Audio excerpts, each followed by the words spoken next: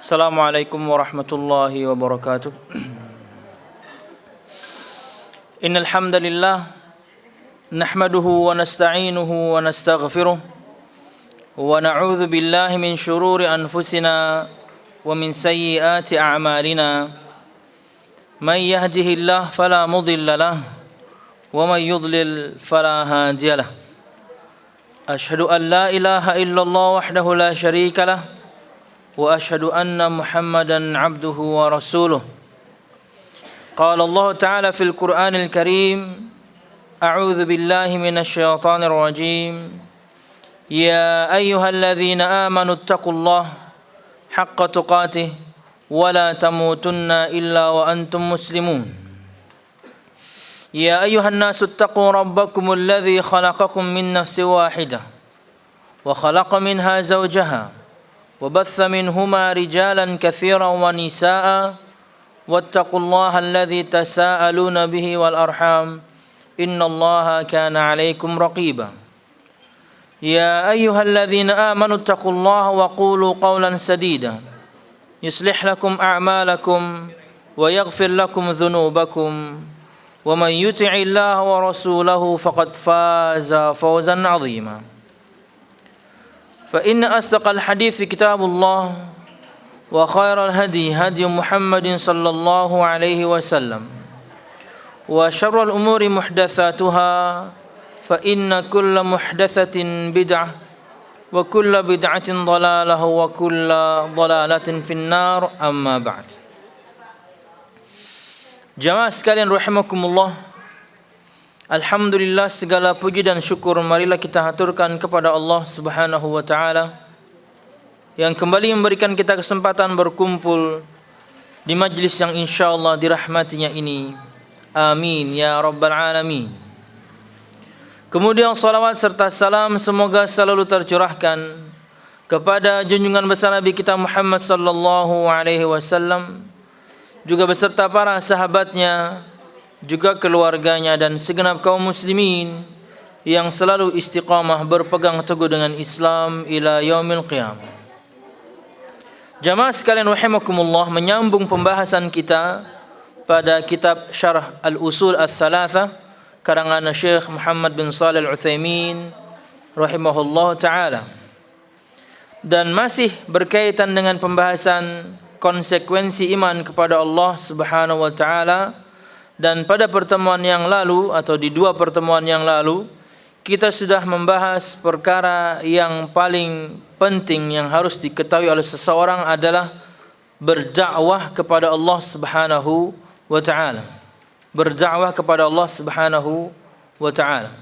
Seperti biasa, sebelum ulun melanjutkan pada pembahasan hari ini, ada rekap sedikit dua hadis Nabi Muhammad sallallahu alaihi wasallam berkaitan dengan keutamaan orang yang berdakwah kepada Allah Subhanahu wa taala. Halaman 22, silakan ibu-ibu. Dalam riwayat Muslim, Rasulullah sallallahu alaihi wasallam bersabda, "Man da'a ila huda kana lahu minal ajri mithlu ujuri man tabi'ahu la yanqusu dzalika min ujurihim syai'a." ومن دعا إلى ضلالة كان عليه من الإثم مثل آثام من تبعه لا ينقص ذلك من آثامهم شيئا. Barang siapa menyeru kepada suatu petunjuk, maka baginya pahala seperti pahala-pahala orang yang mengikutinya, tanpa mengurangi pahala mereka sedikit pun. Dan barang siapa yang menyuruh kepada kesesatan, maka baginya dosa sebagaimana dosa-dosa orang yang mengikutinya, tidak mengurangi sedikit pun dosa-dosa mereka. Ini himbauan untuk siapapun di antara kita. Ada janji dan juga ancaman pada hadis ini. Ada kabar gembira dan juga peringatan pada hadis ini untuk orang-orang yang berdakwah kepada Allah Subhanahu wa taala, berdakwah kepada kebenaran, berdakwah kepada Islam, berdakwah kepada jalan yang lurus, berdakwah atau mendakwahi orang untuk mengesahkan Allah Subhanahu wa taala, maka dia akan mendapatkan pahala dan pahala-pahala orang-orang yang mengikutinya, dan tidak mengurangi pahala mereka. Semuanya mendapatkan full. Dan bisa kita bayangkan bagaimana pahala yang kemudian diterima oleh para ulama, pahala yang diterima oleh guru-guru mereka. Bahkan puncaknya adalah pahala Nabi Muhammad sallallahu alaihi wasallam. Karena semua kita mengikuti Nabi Muhammad sallallahu alaihi wasallam. Tapi sebaliknya ada ancaman, sebaliknya ada juga peringatan untuk orang-orang yang berdakwah kepada kesesatan, orang-orang yang berdakwah kepada penyimpangan. Dia berdosa dan selalu mendapatkan dosa dari semua orang yang mengikutinya. Tidak bisa kita bayangkan bagaimana seseorang kemudian dengan dosanya sendiri saja, mungkin seseorang itu tidak pernah akan bisa pikul sendiri. Kita mungkin tidak akan bisa memikul dosa kita sendiri. Bagaimana mungkin seseorang kemudian dengan berdakwah dengan kesesatan kepada kesesatan, itu secara tidak langsung dia berani kemudian memikul dosa orang lain. Jamaah sekalian rahimakumullah, maka ketika berdakwah penting sekali sebelum berdakwah berilmu. Dan ini yang selama ini kita bahas. Berilmu terlebih dahulu, kemudian untuk kita individu ilmunya kita amalkan, kemudian ilmu yang sudah kita pelajari dan kita amalkan, kita dakwahkan kepada orang lain. Punya target? Bagus. Pokoknya mungkin dalam 1 bulan saya ingin memprospek 1 orang, atau misalnya dalam istilah sampai istilah closingnya, saya pengen 1 orang teman saya ikut ngaji, saya pengen 1 orang teman saya, 1 dia punya target, bagus seperti ini. Cuman ingat, jangan pernah lupa kemudian memohon kepada Allah Subhanahu wa taala bantuannya. Karena siapalah kita dibandingkan Nabi Muhammad SAW? Sehebat beliau sallallahu alaihi wasallam saja tidak bisa mendakwahi pamannya Abu Thalib. Siapa kemudian Nabi Ibrahim alaihissalam? Sampai Allah Subhanahu wa taala berikan dia sifat ummatan qanitan. Ibrahim adalah satu umat yang taat, padahal dia sendirian. Tapi dia juga kemudian tidak bisa meluruskan bapaknya. Dia sudah dakwahi bapaknya, dia berdakwah kepada bapaknya dengan kelembutan. Hari demi hari terus dia mendakwahi bapaknya. Tapi hidayah milik Allah Subhanahu wa taala. Nabi Muhammad juga kepada pamannya Abu Thalib. Apalagi kemudian kita yang jauh levelnya dibandingkan Nabi Muhammad SAW. Sebanyak apapun ayat yang sudah pian hafalkan, pian juga ngerti kemudian maknanya. Sebanyak apapun misalnya hadis yang sudah pian hafalkan, pian pun juga mengerti maksudnya. Kalau bukan karena pertolongan Allah Subhanahu wa taala, siapapun orang yang pian dakwahi tidak akan mau terima. Maka selalu memohon bantuan kepada Allah Subhanahu wa taala. Bukakan hati mereka, mudahkan lisan saya, ringankan lisan saya untuk menyampaikan dakwah. Dan untuk ulun pribadi ini adalah bagai sebuah ritual. Membaca doa Rabbi shrah li sadri wa yassir li amri wahlul 'uqdatam min lisani yafqahu qawli, yakni sering ulun baca, yakni sebelum berceramah atau berbicara dengan orang lain dalam mungkin kategori dialog. Mudahkan saya berbicara, mudahkan mereka faham. Kalau tidak karena Allah Subhanahu wa taala, siapapun kita mungkin tidak bisa memberikan petunjuk kepada orang lain. Maka punya target bagus. Dan ini harus didakwahkan memang. Karena bisa saja sebenarnya sebagian teman kita mungkin juga punya waktu luang, tapi belum lapang hatinya untuk hadir ke majelis ta'lim. Maka yang hadir menyampaikan kepada yang gaib. Maka yang hadir menyampaikan kepada yang tidak hadir. Kemudian Nabi Muhammad SAW bersabda, "Man dalla ala khairin falahu mithlu ajri fa'ilihi." Hadis riwayat Imam Muslim. barang siapa menunjukkan kepada kebaikan, maka bagiannya pahala sebagaimana pahala orang yang mengerjakannya. Subhanallah, yakni dakwah.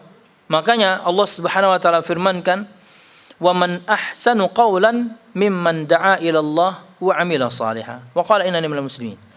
Dan siapakah orang yang lebih baik perkataannya dibandingkan seseorang yang berdakwah kepada Allah Subhanahu wa taala? Tidak ada yang lebih baik perkataannya kecuali orang yang berdakwah kepada Allah Subhanahu wa taala. Jangan stop kebaikan ini pada diri pian masing-masing. Jangan kemudian puas karena kita sudah kemudian belajar dan bisa mengamalkan. Ada kewajiban berikutnya, mendakwahkan ilmu yang kita miliki. Mendakwahkan ilmu yang kita miliki, ilmu yang kita sudah amalkan, maka kita harus mendakwahkannya kepada orang lain. Apalagi misalnya orang-orang terdekat kita. Sebagaimana firman Allah Subhanahu wa taala, "Ya ayyuhalladzina amanu qu anfusakum wa ahlikum nar." Hai orang-orang yang beriman, selamatkanlah diri kalian dan keluarga kalian dari siksa api neraka Allah Subhanahu wa taala. Bagaimana itu? Dengan berdakwah. Dengan menyampaikan kepada mereka nasihat. Dan ini juga khususnya tugas kepada para suami ya, untuk mendidik istrinya. Mendidik perkara-perkara yang sangat daruri, perkara-perkara yang sangat darurat harus diketahui oleh seorang istri. Perkara akidah, perkara ibadah. Lanjut, maka kemudian perkara adab pun dia harus ajarkan kepada istrinya, kepada anaknya. Itu adalah yakni ring yang paling kecil yang bisa dilakukan oleh seorang dalam berdakwah. Keluarga terdekat, suami, istri, anak, orang tua, paman, bibi, kakak, adik. Maka dakwahkanlah. Hadirin Bapak Ibu jamaah sekalian rahimakumullah. Berdakwah kepada Allah Subhanahu wa taala tentunya tidak, kita jauh. Antara Nabi Muhammad ujian kita jauh sekali. Sejauh langit dan sumur bor. Bukan langit dan bumi, masih parah. Langit dan sumur. Karing pulang banyunya, dalam. Jauh. Ujian kita tidak seberapa. Apalagi misalnya dululah ulun dapat ancaman-ancaman macam-macam gitu ya, waktu ingin mengadakan acara counter Syiah waktu itu di Hasanuddin. SMS ini macam-macam. Ancaman-ancaman macam-macam. Tapi kalau kemudian ditimbang lagi, ini kan cuma diancam.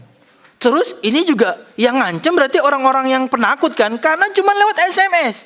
Kalau berani telepon dong. Cuma SMS. Nggak ada apa-apanya dengan Nabi Muhammad. Nabi Muhammad face to face. Dia ditolak depan mata beliau, dilempari batu. Cuma ancaman lewat SMS. Berarti ini juga adalah orang-orang yang penakut. Imbah mengancam kemudian minta pulsanya. Apa ini? Imbah mengancam minta pulsa. Aku lagi di kantor polisi aja. Bodoh amat.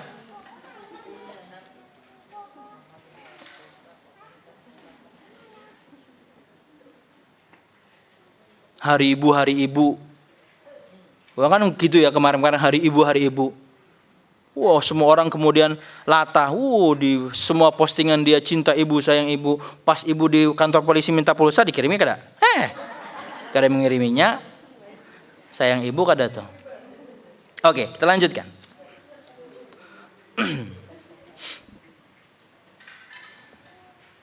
Sebab mengganggu orang-orang yang berdakwah kepada kebaikan merupakan tabiat manusia kecuali orang-orang yang ditunjuki oleh Allah Subhanahu wa taala.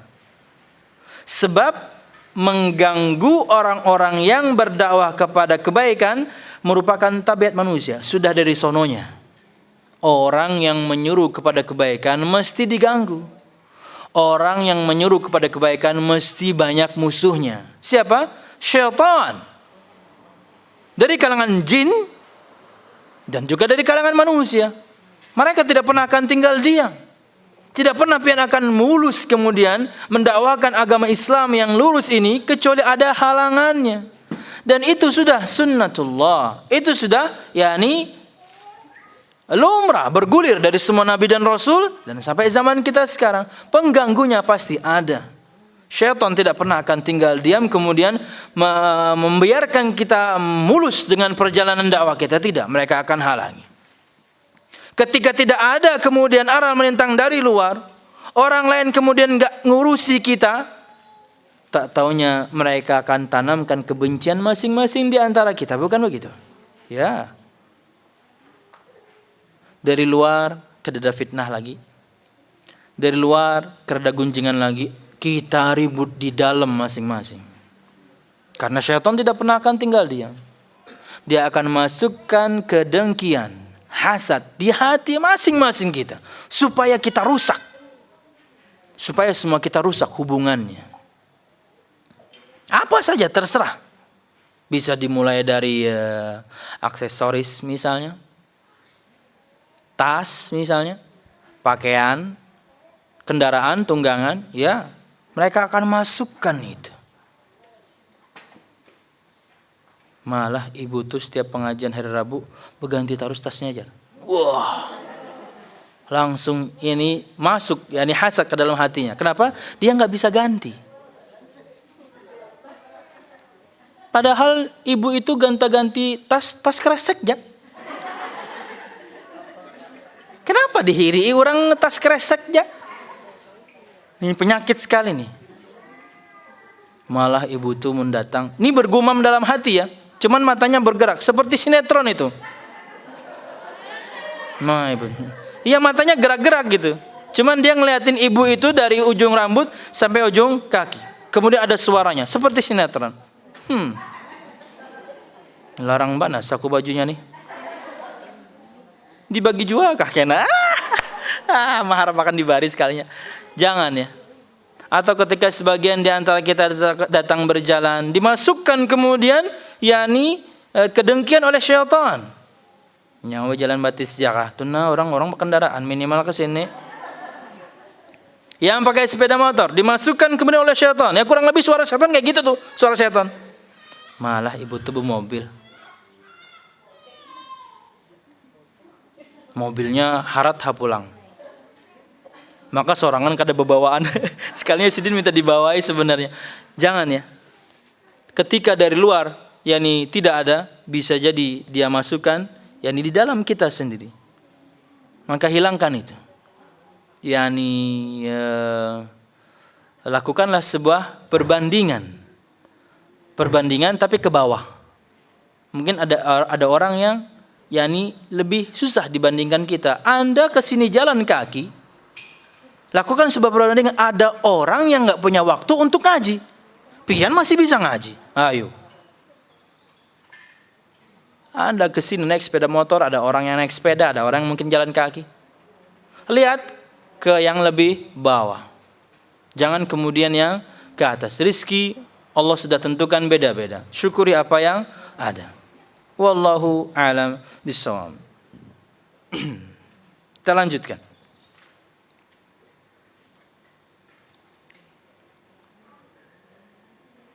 Allah Subhanahu wa taala berfirman kepada nabinya menceritakan tentang bahwasanya sudah tabiat manusia mengganggu, sudah tabiat manusia yakni mengusik orang-orang yang berdakwah kepada kebaikan. Allah berfirman dalam surah Al-An'am ayat 34. Walaqad kudzibat rusulun min qablika fasabaru ala ma kudzibu wa udhu hatta atahum nasruna. Dan sesungguhnya telah didustakan pula rasul-rasul sebelum kamu, hai Muhammad. Sebelum kamu, rasul-rasul sebelum kamu itu 312 sebelum kamu itu juga didustakan. Akan tetapi mereka sabar terhadap pendustaan dan penganiayaan yang dilakukan terhadap mereka. Sabar mereka. Bukan cuma didustakan, tapi dianiaya, tapi dizolimi. Itu yang dilakukan, itu yang didapati oleh Nabi kita Muhammad sallallahu alaihi wasallam. Ya, bukan cuma didustakan, bukan cuma dituduh penyihir, bukan cuma dituduh orang gila, tapi beliau dizolimi memang sampai level dizolimi. Tapi subhanallah ya, sabarnya Nabi Muhammad SAW. Ketika dizalimi seperti itu saja, masih kemudian bisa berdoa, Allahumma ighfir qaumi, Allahumma ighfir liqaumi fa innahum la ya'lamun. Ada tuh di halaman 24, tolong loncat sedikit. Lihat bagaimana bentuk sabarnya Nabi Muhammad SAW. Lihatlah keadaan Nabi Muhammad SAW ketika beliau dipukul kaumnya sehingga sampai mengalir darah, sampai mengalir darahnya. Sambil mengusap darah tersebut, Nabi Muhammad, dari wajahnya Nabi Muhammad SAW bersabda. Jadi lempari batu, berdarah, sambil mengusap darah ini beliau masih mendoakan kebaikan untuk umatnya. Ini kesabaran tingkat dewa, kesabaran tingkat tinggi.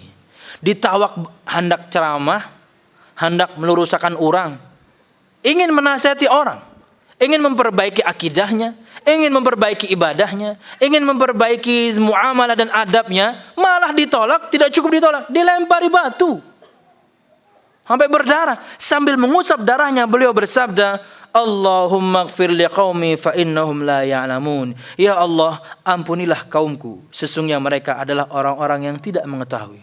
Wah, ini luar biasa ini. Mungkin kita, bukan mungkin, kita tidak sampai level ini. Tidak mungkin sampai level ini. Dalam keadaan berdarah, plus juga pasti mungkin sakit hati, ingin melakukan kebaikan malah ditolak, tapi masih bisa mendoakan. Ini cuman bisa dilakukan oleh orang yang levelnya Nabi dan Rasul seperti beliau Sallallahu Alaihi Wasallam. Oke, Allah berfirman, kembali ke halaman 23. Dan sesungguhnya telah didustakan pula Rasul-Rasul sebelum kamu, hai Muhammad. Akan tetapi mereka sabar terhadap pendustaan dan penganiayaan yang dilakukan terhadap mereka, sampai datang pertolongan kami kepada mereka. Ini diantara faedah atau hikmah dibalik kesabaran seseorang ketika berdakwah. Kenapa? Allah akan tolong Anda. Allah akan tolong kita kalau kita sabar. Kalau kita sabar dalam berdakwah, apalagi cuma cacian, apalagi cuma makian, apalagi cuma fitnah, Allah akan tolong kita. Dan subhanallah, kajian sunnah seperti ini sudah merebak kemanapun, bahkan menyentuh sampai level artis sekalipun. Ya, kata Ustadz Subhan Bawazir, itu semuanya sekarang udah pada ngaji. Artinya banyak yang ngaji sunnah. Mereka sudah bosan dengan kehidupan glamor mereka juga sebenarnya. Ulun tanya kepada beliau, Ustaz, apakah Tengku Wisnu ada andil? Tidak bisa tidak, karena dia. Karena Allah via dia. Ya, banyak kemudian teman-teman dari kalangan artis yang belajar. Karena apa? Diterima. Ilmiah. Orang-orang kantoran kenapa menerima dakwah sunnah seperti ini? Karena ilmiah. Ngomong sedikit firman yang keluar, ngomong sedikit sabda yang keluar. Tidak ada kemudian kita bawa dari kantong kita masing-masing. Dan yang paling mereka hormati adalah para da'i sunnah itu tidak takut ditanya. Selalu membuka sesi tanya jawab. Dan mereka sangat hormat ketika memang tidak tahu, mereka katakan, mohon maaf saya tidak tahu. Jujur. Karena ilmu Allah luas. Bukan kemudian mereka sok tahu, semua hal mereka tahu, enggak. Pernah ya, kata beliau di salah satu kajian, kemudian ketika mau pulang ada bapak-bapak mendekati, memanggil dari jauh, Ustadz. Akhirnya beliau nunggu. Beliau kenal dengan bapak ini, tapi beliau acting, pura-pura nggak tahu. Ustadz kenal saya kan? Wah, siapa ya Pak? Ustadz masa nggak kenal saya? Aduh, bapak siapa ya? Tarsan Sri Mulat Ustadz katanya. Iya, Pak Tarsan udah ngaji sekarang. Dan dia berjanji, Ustadz, teman-teman Sri Mulat saya akan suruh ngaji semua. Karena beliau senior. Beliau ceritakan gimana kemudian anggota Sri Mulat itu terkena narkoba. Kenapa? Ya ini. Nutrisi ruhnya kosong. Ada doyok waktu itu kena. Kemudian siap Polo waktu itu kena. Tesi hampir kemudian mau bunuh diri. gogon dulu ya, kemudian tesi. Subhanallah. Kata beliau, saya akan teman semuanya ngaji. Tapi subhanallah ya, kata Ustaz Subhan itu, umurnya berapa ya? Pak Tarsan itu umurnya 80 lebih. Umurnya 80 lebih. Tapi kata Ustaz Subhan Bawazir ketika ketemu, itu kayak orang masih 60-an. Memang seperti orang jauh lebih muda 20 tahun. Karena masih segar mungkin ya, masih tegap juga mungkin. Wallahu a'lam bishawab. Ya, semuanya sudah pian kalau perhatikan ya, di kalangan mereka kalau sudah jarang tampil di TV, bukan berarti kemudian kurang job. Mereka sudah menarik diri. Karena semuanya ingin belajar. Semua ingin nutrisi jiwa. Semuanya haus akan kemudian yakni hal-hal yang seperti ini. Wallahu a'lam bishawab. Ya, yang penting bersabar. Ketika pian berdakwah kepada teman-teman pian juga ya perlu kesabaran. Yang penting sampaikan saja. Alhamdulillah mereka mengerti, tugas kita selesai. Nanti Allah akan memberikan pertolongannya. Wahai Muhammad, sebelum kamu, para rasul sebelum kamu, itu mereka juga didustakan. Mereka bahkan mungkin dianiaya. Tapi mereka sabar sampai turun pertolongan kami. Sampai Allah tolong mereka semuanya. Itu di antara faedah yang disebutkan oleh Syekh Abdurrahman bin Nasir As-Sa'di dalam tafsirnya, bahwasanya kemenangan, bahwasanya kebahagiaan Allah akan berikan ketika kita sabar. Wallahu a'lam bishawab. Belum lanjutkan kembali matan bahasa Arabnya. Wa kullama qawiyatil adhiyatu qurban nasru. Wa laysa an-nasru mukhtassan bi ay yansura al-insanu fi hayatihi wa yara athara da'watihi qad tahaqqaqa. Bal an-nasru yakunu walau ba'da mautih bi ay yaj'ala Allah fi qulubil khalqi qabulan lima da'a ilaih wa akhdhan bihi wa tamassukan bihi. Fa inna hadza yu'tabaru nasran li hadhihi ad-da'iyati wa in kana mayyita. Semakin keras penganiayaan yang mereka rasakan, semakin dekatlah datanglah pertolongan Allah Subhanahu wa taala. Pertolongan tersebut tidak berarti harus didapat ketika ia masih hidup, sehingga ia melihat hasil dari dakwahnya yang dia lakukan. Wah, jamaah makin banyak, semua pada belajar. Enggak mesti kemudian hasil dari dakwah yang dia lakukan dia lihat di dunia ketika dia hidup. Enggak mesti. Namun boleh jadi pertolongan. Boleh jadi pertolongan datang setelah ia meninggal dunia. Iya. Bahkan ketika orang itu meninggallah kemudian pertolongan Allah datang. Banyak orang-orang Allah pahamkan dia tentang Islam, dianya sudah meninggal. Contoh seperti sampai detik ini ceramahnya Ustadz Armen Halim Naro itu kalau di Lipia 3 tahun ya, kakak kelas. Beliau kanker otak kalau nggak salah. Itu videonya, ceramahnya sampai detik ini didengarkan orang. Beliaunya sudah meninggal lama. Tidak mesti kemudian pertolongan itu Allah turunkan kepada seorang da'i ketika dia masih hidup, kemudian dia bisa melihat hasil pertolongan Allah. Alhamdulillah Allah tolong saya. Banyak kemudian yang mau memahami Islam yang benar ini, banyak kemudian yang mau hadir pengajian. Enggak mesti. Bahkan ketika dia sudah meninggal pun pertolongan Allah bisa datang. Kata beliau, namun boleh jadi pertolongan tersebut datang setelah ia meninggal dunia, di mana Allah menjadikan hati segenap makhluk menerima apa yang ia dakwahkan, mengambil dan berpegang teguh dengannya.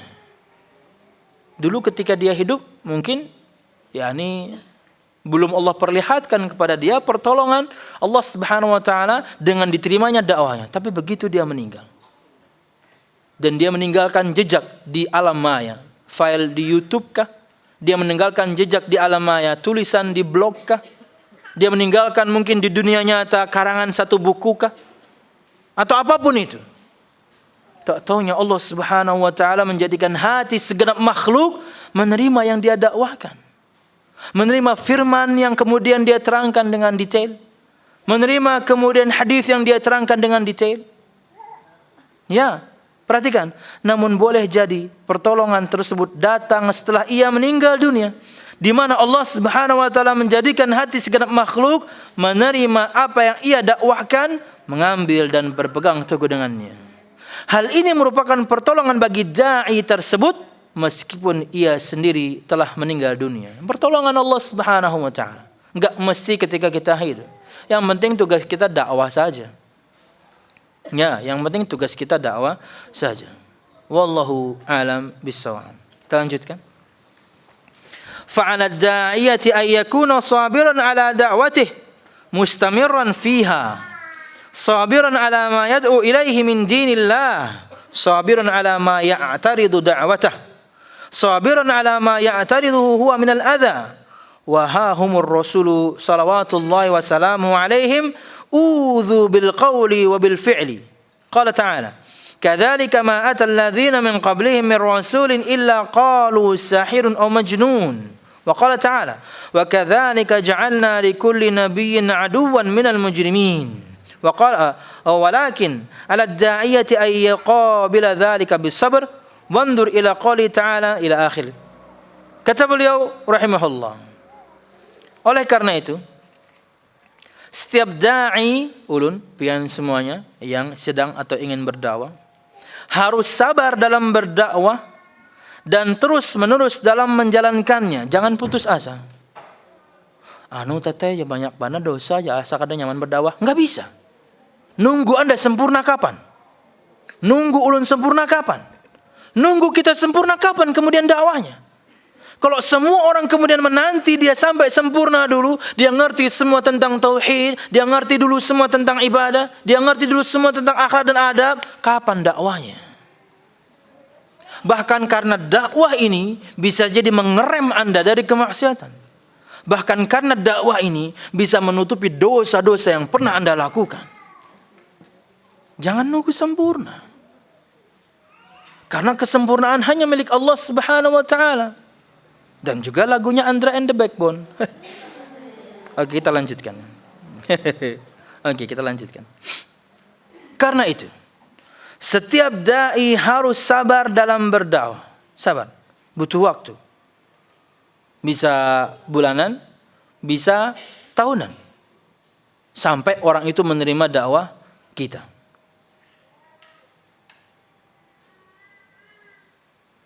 Karena itu setiap dai harus sabar dalam berdakwah dan terus menerus dalam menjalankannya. Jangan bosan, jangan putus asa. Dakwah saja. Walaupun mungkin cuma lewat tulisan, lewat postingan Twitter, lewat mungkin foto yang pian edit, pian bikin, pian sebar di Instagram, no problem. Yang penting berdakwah. Sabar di dalam menyuruh kepada agama Allah. Sabar terhadap kendala yang merintangi dakwahnya.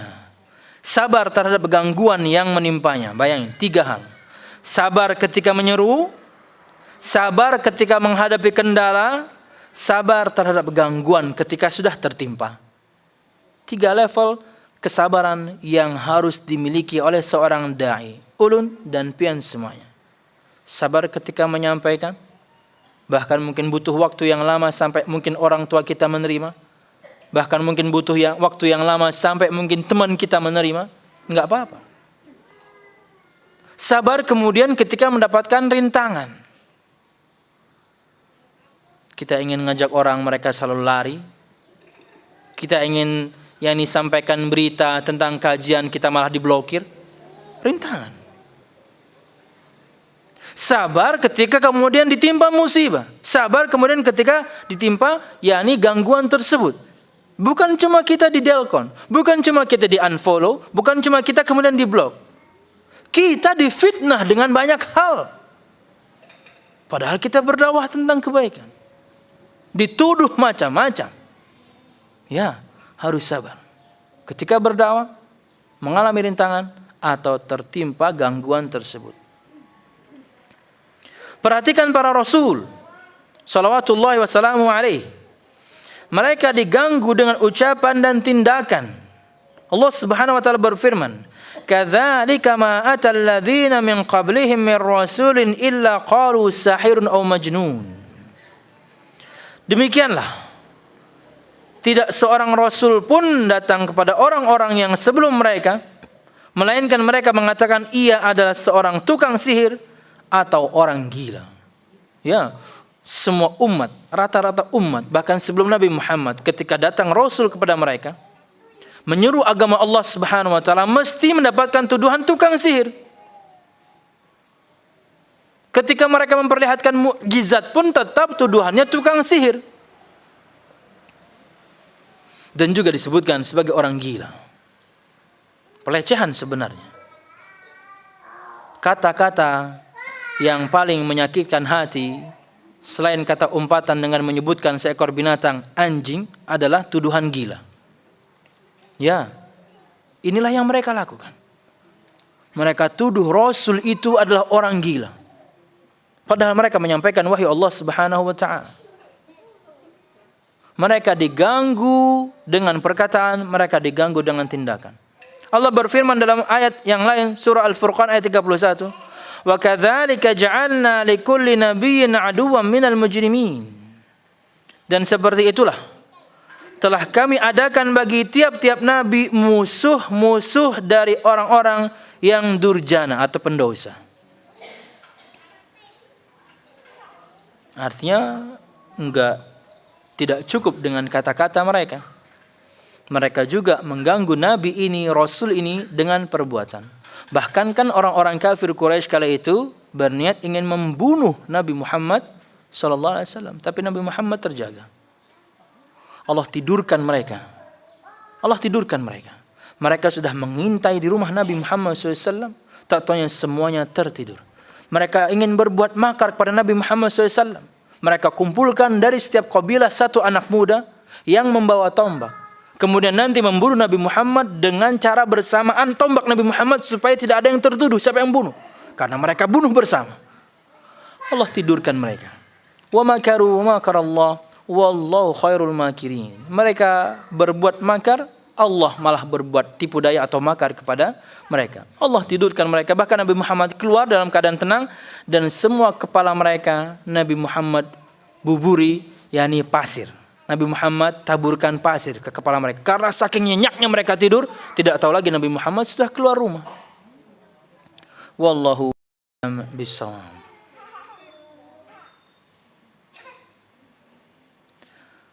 Berikutnya,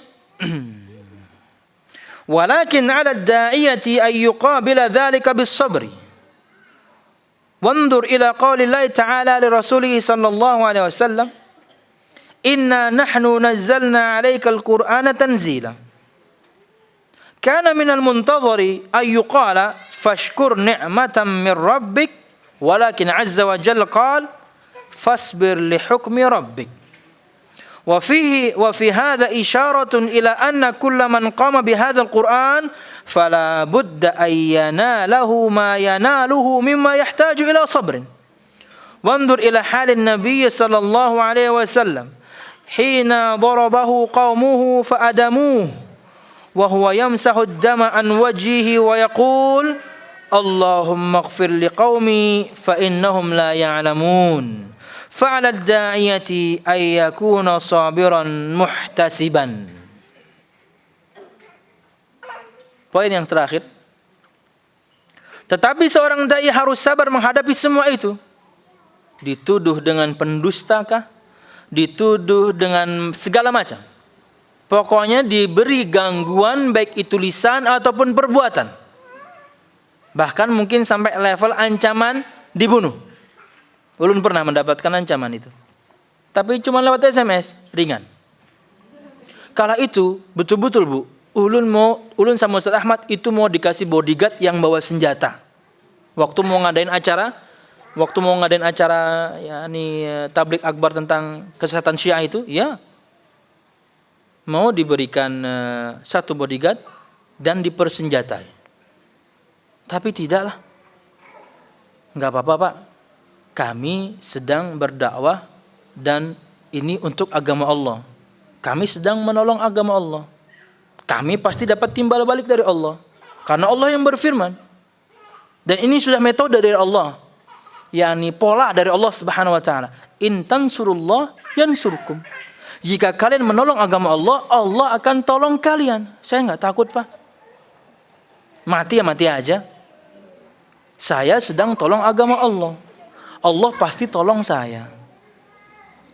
Tapi kalau begitu ya minimal kita punya ini kalau ada apa-apa nanti ya ada jalur khusus untuk pian lewat belakang dan kemudian mobil sudah siap. Oke, kalau begitu nggak apa. Tapi kami kemana-mana harus pakai bodyguard, kemudian bawa senjata, susah. Ya kalau ke WC umum mereka ikut masuk ke WC, wah susah dong. Saya harus menjaga pian. Tapi Pak, saya mau ngencing. Saya harus jaga, Pak. Susah. Oke, kita lanjutkan. Allah selalu menjaga insyaallah. Siapapun orang yang mendakwahkan agama Islam. Tetapi seorang dai harus sabar menghadapi semua itu. Perhatikanlah firman Allah Subhanahu wa taala dalam surah Al-Insan ayat 23. Allah Subhanahu wa taala berfirman, sesungguhnya kami telah menurunkan Al-Quran kepadamu, hai Muhammad, dengan berangsur-angsur. Kata pengarang di sini, yang diperkirakan lanjutan dari ayat di atas adalah dikatakan oleh Allah Subhanahu wa taala, maka bersyukurlah atas nikmat Tuhanmu. Itu perkiraan. Ketika ayat ini turun, perkiraannya seperti itu. Bahwasanya kami turunkan kepada Al-Quran berangsur-angsur. Itu perkiraan ayat berikutnya adalah maka bersyukurlah atas nikmat Tuhanmu. Tapi tidak. Tetapi Allah Subhanahu wa taala pada kelanjutan ayat di atas berfirman, fasbir li hukmi rabbik, maka bersabarlah kamu untuk melaksanakan ketaatan Rabbmu. Disuruh bersabar ketika menjalankan ketaatan. Di antaranya berdakwah kepada Allah Subhanahu wa taala. Kemudian paragraf sebelum terakhir.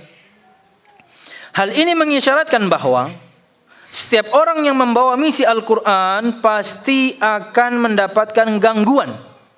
Sebagaimana yang dialami beliau sallallahu alaihi wasallam. Siapapun pian ketika mendakwakan agama Allah, mendakwakan firman Allah, mendakwakan sabda Nabi Muhammad pasti dapat gangguan.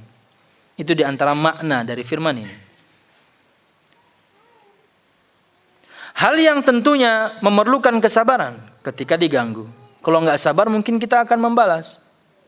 Dipukul kita mukul lagi, diejek kita ejek lagi, itu berarti tidak sabar. Diamkan saja. Dan kita sudah mendapati contoh dari kalangan jamaah ketika mereka menghadapi cacian, makian, gunjingan, fitnah, mereka hadapi dengan diam, dengan kesabaran. Tak taunya hidayah Allah menyapa orang-orang tersebut. Yang penting sabar aja. Dan tidak ada batasnya. Istilah sabar ada batasnya, itu istilah yang salah sebenarnya. Selalu bersabar. Siapa kita kemudian dibandingkan Nabi Muhammad yang tidak ada apa-apanya dalam gangguan dakwah yang kita alami? Maka bersabarlah. Lihatlah keadaan Nabi Muhammad SAW. Ketika beliau dipukul kaumnya sehingga sampai mengalir darahnya, sambil mengusap darah tersebut dari wajahnya beliau bersabda, Ya Allah, ampuni kaumku, sesungguhnya mereka adalah orang-orang yang tidak mengetahui. Belum tahu. Mungkin orang belum tahu. Mungkin orang itu belum sampai kepadanya dakwah. Belum sampai kepadanya ayat. Belum sampai kepadanya hadis. Maka bersabarlah. Bisa saja mereka melakukan fitnah. Mereka menyebarkan isu macam-macam. Karena basicnya belum tahu. Cuma disuruh, cuma ikut-ikutan temannya. Maka bersabarlah.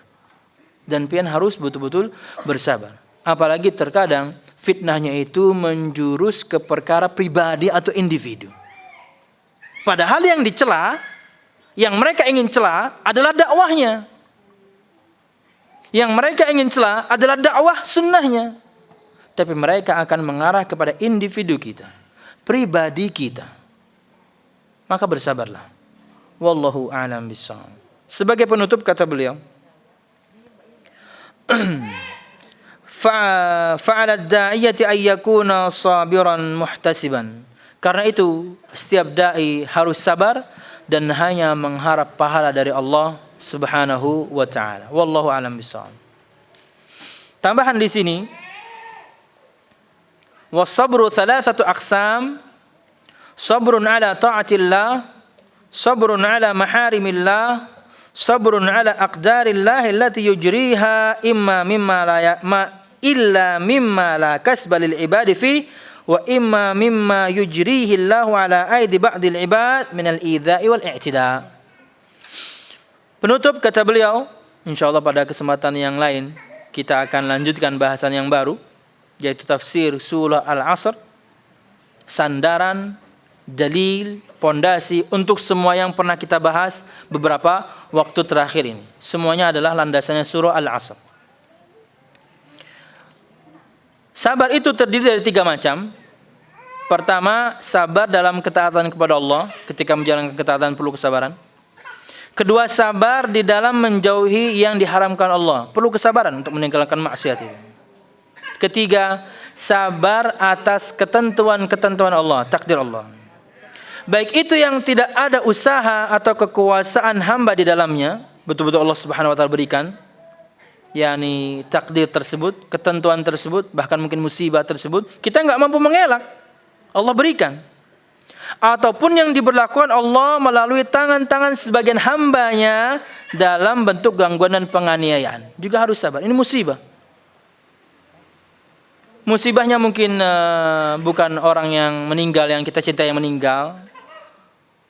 Tapi bisa jadi mungkin harta kita yang direnggut orang, harta kita yang dimaling orang dan lain sebagainya. Maka itu bagian dari ketentuan Allah, kita harus sabar. Wallahu a'lam bishawab, itu mungkin yang bisa ulun sampaikan pada kesempatan pagi menjelang siang hari ini. Mudah-mudahan bermanfaat, salah dan khilaf ulun mohon maaf. Mudah-mudahan 4 poin penting yang harus diketahui oleh seorang hamba bisa pian pahami dengan mudah. Ilmu, amal, ad-da'wah, as-sabr.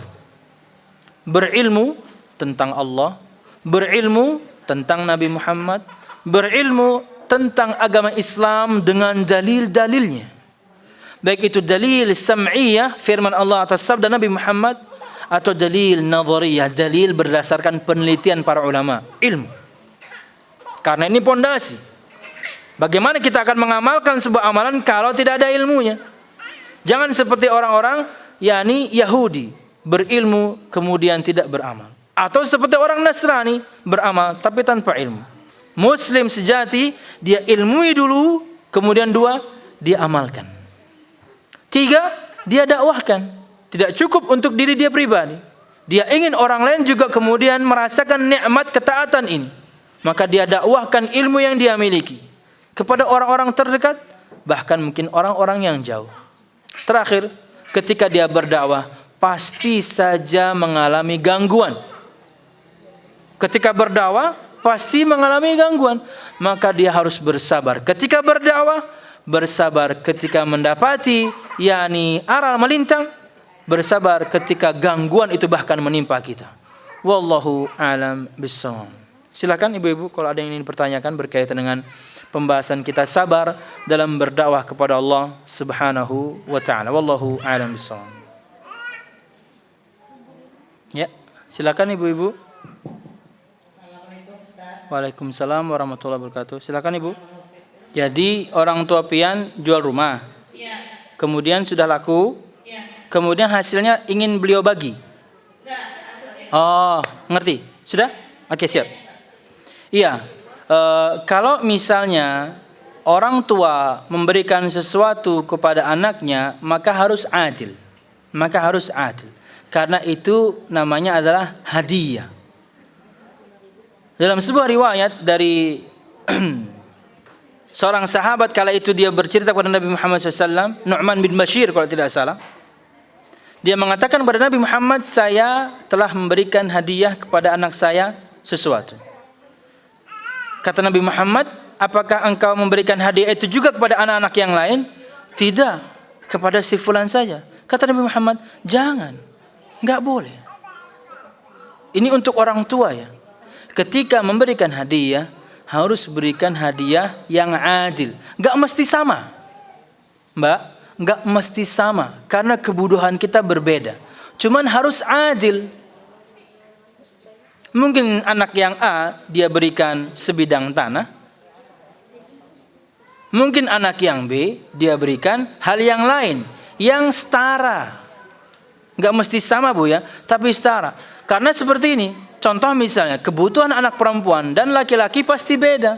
Maka yakni harus diberikan secara adil kebutuhannya. Dan ini memang perlu dakwah Bu ya. Harus disampaikan. Karena yakni ini bentuknya hadiah, maka harus disamakan, anak-anak itu dapat hadiah, yang lain juga dapat. Lain kasus kalau sudah meninggal ya berarti waris, hitungannya jelas. Tapi kalau sudah kategori hadiah, maka berlaku adillah ketika memberi hadiah kepada anak. Wallahu a'lam bishawab. Kayak kemarin, wah Kanzu pengen mobil-mobilan pakai remote control. Ya kakaknya pengen. Yang cowok, ya harus dibelikan juga. Kakaknya lagi yang paling atas juga pengen, tapi dia nggak suka mobil-mobilan, lah wong dia cewek. Maka berikan yang setara. Dia beli apa waktu nggak tahu, beli gantungan kunci kalau nggak salah. Iya, beli gantungan kunci. Tapi dia tahu harga mobilannya berapa, dia tahu harga gantungan kunci dia berapa. Dual aja. Karena dia tahu hitungan mobil-mobilan adiknya. Pinter emang yang anak pertama itu. Dia ngitung dia. Oh harganya segini. Oh berarti gantungan kunci. Dia ngambil 3 gantungan kunci. Supaya sama-sama harga mobil-mobilan adiknya. Ya nggak apa-apa, harus diberikan. Kenapa? Karena ini akan menyangkut yakni hasad dan iri dengki yang nanti akan tumbuh di hati anak. Atau kita misalnya mengajarkan pilih kasih, enggak, semuanya dikasih. Bagusnya memang ketika pian bertanya seperti ini, ya mungkin orang tua pian juga ada, juga mendengarkan ini. Yang namanya hadiah harus dibagi secara adil. Enggak mesti sama barangnya, tapi yakni menurut kebutuhannya, dan itu yakni kembali kepada urf. Karena anak laki-laki biasanya lebih sedikit kebutuhannya dibandingkan anak perempuan. Maka orang tua harus mengerti ini. Bagaimana mengerti ini kalau bukan belajar? Ini pentingnya kita pengaji. Ini pentingnya kita semuanya belajar. Karena sampai hal yang seperti ini pun Nabi Muhammad ajarkan. Bab hadiah pun Nabi Muhammad SAW ajarkan. Nah kasusnya sekarang, apakah boleh pian minta? Boleh. Apakah boleh pian minta? Boleh. Karena apa? Anda punya hak yang sama dengan saudara Anda. Tinggal cari waktu yang tepat, kata-kata yang bagus supaya mereka faham. Saya juga punya hak untuk pian beri. Saya juga punya hak untuk pian beri sebagaimana pian beri saudara saya. Wallahu a'lam bishawab. Lain kasus kalau pian misalnya mengikhlaskan. Kenapa? Mungkin pian lebih mampu, pian lebih mapan, biar jagin geseng adik. Ini lain kasus. Berelaan ini lain kasus. Tapi berelaan tidak bisa terjadi ketika bagi waris. Maka harus pembagian jelas. Kadang-kala berelaan harus jelas dulu pembagiannya, baru kemudian berelaan. Wallahu a'lam bishawab. Misalnya ada 2 nih, anak laki, anak perempuan. Laki-laki 2 bagian, anak perempuan. Oke, ikut ketentuan dulu. Anak laki-laki dapat 2, kemudian anak perempuan dapat 1. Tak taunya yang laki-laki merelakan sebagiannya.